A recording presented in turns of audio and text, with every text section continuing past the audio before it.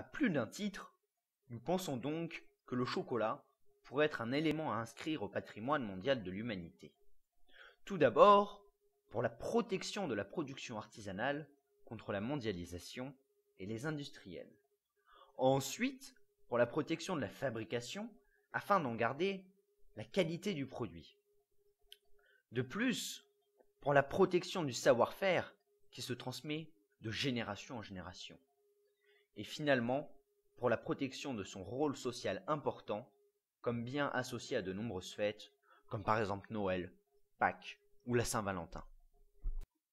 De par son antique histoire, le chocolat fait partie de notre passé. En outre, il fait partie de notre présent, comme produit de consommation. Il suffit de voir tous les produits dérivés du chocolat. Mais aussi comme élément de notre culture. Nous pouvons voir les expressions, les livres, les sculptures.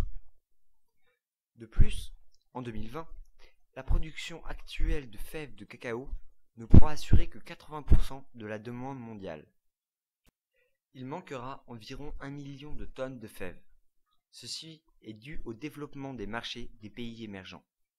Donc, le chocolat fait aussi partie de notre futur.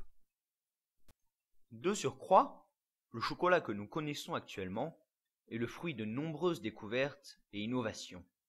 Sa fabrication reste un art.